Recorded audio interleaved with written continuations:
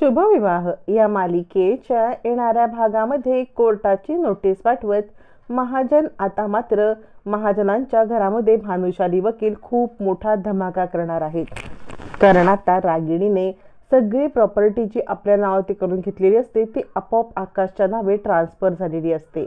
त्या संदर्भातले काही कागद आणि त्याचबरोबर मृत्यूपत्राची कॉपी हे सगळं महाजनांच्या घरी पोस्टने पाठवत आता भानुशालींनी एक वेगळाच धमाका केलेला असतो. आकाशचं लक्ष तिकडे वेधून घेतलेलं असतं आणि या सगळ्यामध्ये मानसीच्या आणि आता अथर्वच्या लग्नामध्ये भानुशालींनी खूप मोठा धमाका करत रागिणीच्या कारस्थानांना पूर्णविराम दिलेला असतो. पण या सगळ्यामध्ये अजून एक टर्न अँड ट्विस्ट येणार असतो. ते म्हणजे भानुशाली वकिलांच्याकडून पण एक चूक घडणार असते. भानुशाली वकील या चुकीमुळे थोडेसे या प्रकरणात अडकणार असतात. पण तरी सुद्धा रागिणीला धडा शिकवायला ते मागे बघत नाहीत. पण आकाशच्या लक्षात ज्या वेळेला रागिणीचं हे सत्य येतं त्यावेळेला आकाश तिला जाब विचारतो आणि आजीच्या पण काही गोष्टी लक्षात आलेल्या असतात. या सगळ्या प्रकरणामध्ये रागिणी आपल्याला फसवत होती, लपून छपून आपल्यापासून हे अशी कारस्थानं करत होती. हे सगळं समजल्यावरती आजीला जबरदस्त धक्का बसतो. आकाशला सुद्धा या सगळ्याचा जबरदस्त धक्का बसलेला असतो आणि त्याच वेळेला मानसी आणि आता अथर्वचं लग्न असल्यामुळे आणि भूमीच्या बाबतीत कोणतीही चुकीची गोष्ट घडू न दिल्यामुळे आकाश आता रागिणीला सध्या तरी जाब विचारण्याचं टाळतो. पण त्याच वेळेला भानुशालीने दुसरा धमाका केलेला असतो. भानुशालींच्या या धमाक्यामुळे मात्र आता आकाशकडे कोणताच पर्याय उरत नाही. आकाश आत्याला सगळा जाब विचारतो. तब्बल आत्याने 7 करोडचा घोटाळा केल्याची बातमी आता आकाशच्या समोर येते. या 7 करोडचा जाब मागितला असता आता रागिणी हादरते. हे 7 करोड रुपये अवैधरित्या अभिजितच्या नावावरती ट्रान्सफर झालेले असतात. या सगळ्याचा जाब विचारल्यावरती मग मात्र रागिणीला काहीच पर्याय उरत नाही सत्य सांगण्याशिवाय. आणि या सगळ्यामध्ये रागिणी आता आकाश समोर काय सत्य सांगते की सत्य तोडून मोडून सांगते आणि आता भानुशालींकडून काय चूक घडले, या चुकीची भानुशालींना काय किंमत मोजावी लागणार आहे, या सगळ्या प्रश्नांची उत्तरं या व्हिडिओमध्ये मिळणार आहेत. व्हिडिओ शेवटपर्यंत पहा. खूप दिवसांनी रघु काका पुन्हा एकदा भानुशाली वकिलांची भेट घेतात. भानुशाली वकिलांची भेट घेऊन रघु काका सांगतात, मला वाटते की तुम्ही ना आता सगळं सत्य आकाश बाबांना सांगायला पाहिजे. भानुशाली म्हणतात, मला सुद्धा तसंच वाटतंय, पण डायरेक्ट सत्य सांगितलं तर आकाश सर विश्वास ठेवतील नाही ठेवतील, त्यामुळे सत्य अडून सांगावं लागणार आहे. यावरती रघु काका म्हणतात, जसं तुम्हाला योग्य वाटेल तसं तुम्ही करा, पण आकाश बाबांना सगळं सत्य समजलं पाहिजे. मग मात्र भानुशाली वकील रघु काकांकडून मृत्यूपत्राच्या 2 कॉपी घेतात. एक पहिला पार्ट असतो जो पार्ट आकाशच्या वडिलांनी बनवलेला असतो तो देण्यासाठी, आकाशचे जर काही बरं वाईट किंवा आकाशची मानसिक स्थिती बरोबर नसेल त्यासाठी. आणि दुसरा पार्ट असतो तो म्हणजे आकाश ठणठणीत बरा झाल्यावरती. पहिल्या पार्टनुसार 26 वर्षानंतर भूमीच्या नावे प्रॉपर्टी म्हणजेच बायकोच्या नावे प्रॉपर्टी होणार असते. पण दुसऱ्या पार्टमध्ये मात्र आता आकाश जेव्हा बरा होईल तेव्हा सगळ्या प्रॉपर्टीचा सर्वेसर्वा तोच असू शकणार आहे आणि ही प्रॉपर्टी तो स्वतःहून किंवा हस्ते परहस्ते कुणालाही देऊ शकणार नाही.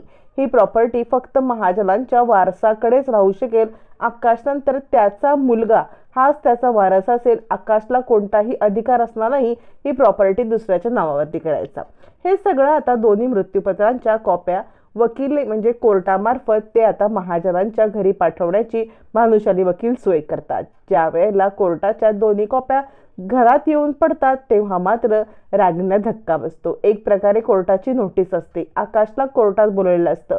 आकाशला कोर्टात बोलवून हजेरी लावून डॉक्टरांचं सर्टिफिकेट मागितलेलं असतं. डॉक्टरांच्या सर्टिफिकेटनुसार मग आकाश बरा असेल तर मात्र प्रॉपर्टी सगळी त्याच्या नावावरती करणार आणि त्याला कोणताही अधिकार राहणार नाही की ही प्रॉपर्टी आता मात्र कोणाच्या नावे करायचा.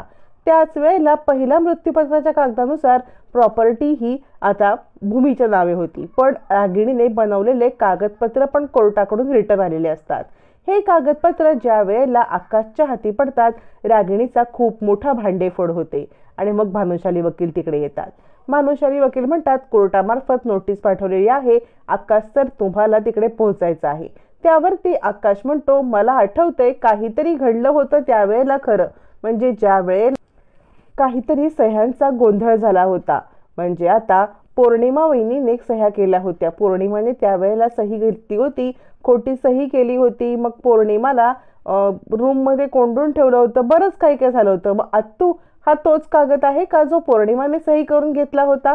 असं म्हणत आकाश आता रागिणीला जाब विचारायला लागतो.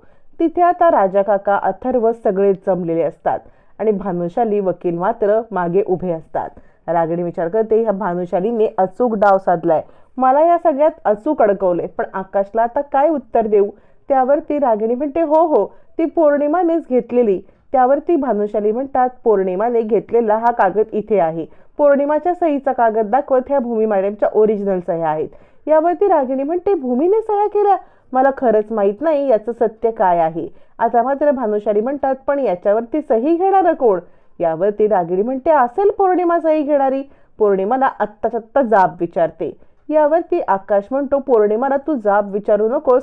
पौर्णिमाच्या वरती भूमी विश्वासच ठेवला नाही आणि भूमी तिच्या पेपर देण्यावरून सही का करेल? मला काहीतरी याच्यामध्ये गूढ वाटते. या सत्याचा शोध घ्यायला पाहिजे. आत्या काय घडलं होतं आणि कदाचित या सगळ्या भूमीच्या जीवाला धोका आहे का? या सगळ्यामुळे भूमीच्या जीवावरती सगळे उठले होते का? म्हणजे भूमीच्या नावे इतकी महाजनांची प्रॉपर्टी असल्यामुळे भूमीला मारण्याचा कट झाला का? आत्या, जे काही सत्य आहे ते मला कळलंच पाहिजे. असं म्हणत आकाश आता रागिणीला जाब विचारायला लागतो. रागिणी विचार करते, हा तर मला अगदी कोंडीतच पकडत आहे, याचं करावं तरी काय करावं? रागिणीला खूप मोठा प्रश्न पडलेला असतो. आजी मात्र आता हे विचार करून हादरते की पहिला पेपर हा पौर्णिमाने सहीचा आणि दुसरा पेपर भूमीने कशा काय सही केल्या? याच्या मागे हात तरी कुणाचा आहे? रागिणीने पौर्णिमावरती जरी नाव टाकलं असलं तरी सुद्धा आता मात्र पौर्णिमाच्या सांगण्यावरून भूमी सही करणार नाही हे आजीला माहिती असतं. मग हे सगळं कारस्थान केलं कोणी? आजीला जबरदस्त धक्का बसतो आणि रागिणीवरती तिला संशय येतो. आता मात्र सगळ्यांच्या समोर रागिणीचं भांडं तर फुटलेलं असतं. कोर्टाच्या 2 नोटीसमुळे प्रॉपर्टी आकाशच्या नावावरती झालेली असते. आकाशला कोर्टात जाऊन फक्त सिद्ध करायचं असतं की मी फिट आहे, डॉक्टरांचं सर्टिफिकेट. आकाश शैलेश वर्तक डॉक्टरांकडे जातो. पण भानुशालींनी अचूक खेळी खेळलेली असते. पण इथे भानुशालींकडून एक चूक ही घडते की भानुशाली वकील हे ज्या ज्या वेळेला भूमीला भेटायला येतात त्या वेळेला ते भूमीबद्दल विचार करताना ते भूमीच्या प्रेमात पडत जातात. आता मात्र मालिका एका वेगळ्या टर्नवरती येणार आहे. भानुशाली वकील जरी आकाश आणि भूमीला एकत्र आणण्याचा प्रयत्न करत होते तरी अचानकपणे त्यांचं मन भूमीकडे धाव घेतं, भूमीच्या प्रेमात पडतं. हीच भानुशालींची खूप मोठी चूक ठरते. आता भानुशालींच्या खूप मोठी अंगाशी येणार असते आणि मालिकेमध्ये टर्न अँड ट्विस्ट आणण्यासाठी सुद्धा जबाबदार ठरणार असते. भानुशालींच्या या चुकीमुळे त्यांना स्वतःला, आकाशला, भूमीला या सगळ्यातून सफर व्हावं लागणार असतं. पण भानुशालींनी रागिणीला धडा तर शिकवलेला असतो. आता भानुशालींच्या या चुकीमुळे अजून काय घडणार किंवा भानुशाली भूमीच्या प्रेमात पडल्यावरती पुढे काय होणार आहे जाणून घ्यायचं असेल तर आजच चॅनलला सबस्क्राईब करा. लवकरच तो सुद्धा व्हिडिओ चॅनलवरती अपलोड होईल.